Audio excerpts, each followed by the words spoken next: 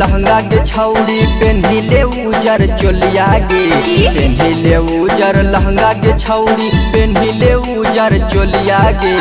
होलिया खेले ले तोरो ले जाइबो छौड़ी यादव टोलिया गे। होलिया खेले ले तोरो ले जाइबो छौड़ी बभन टोलिया गे। पेन्हिले उजर लहंगा के छौड़ी पेन्हिले उजर चोलिया गे। पेन्हिले उजर लहंगा के छौड़ी पेन्हिले उजर चोलिया गे। होलिया खेले ले तोरो ले जाइबो छौड़ी यादव टोलिया गे। होलिया खेले ले तोरो ले जाइबो छौड़ी बभन टोलिया गे। अरे नहीं जीबो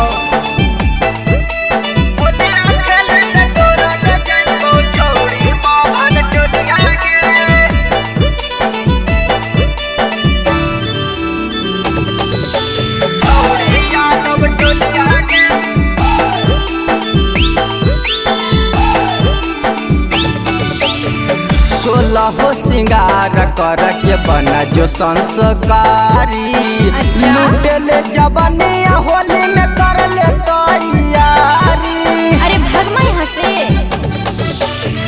16 हो सिंगार कर के बना जो संस्कारी।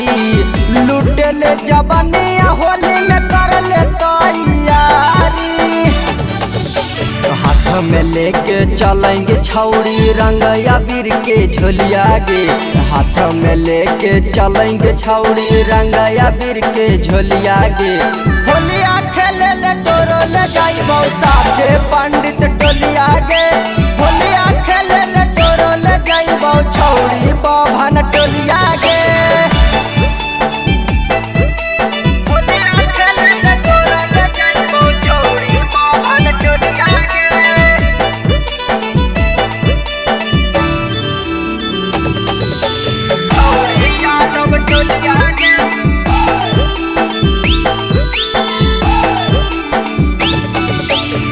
चढ़ली जवानिया में लगो ही सबसे हटके। छौड़न सभे डाल देतौ रंगवा छौड़ी पटक के। चढ़ली जवानिया में लगो ही सबसे हटके।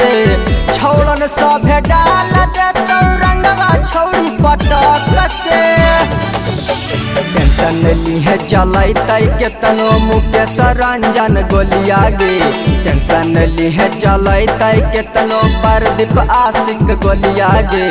होलिया खेले ले तोरो ले जाइबो साथे पासवान टोलिया गे। होलिया खेले ले तोरो ले जाइबो साथे आहिर टोलिया गे। अच्छा तो चल।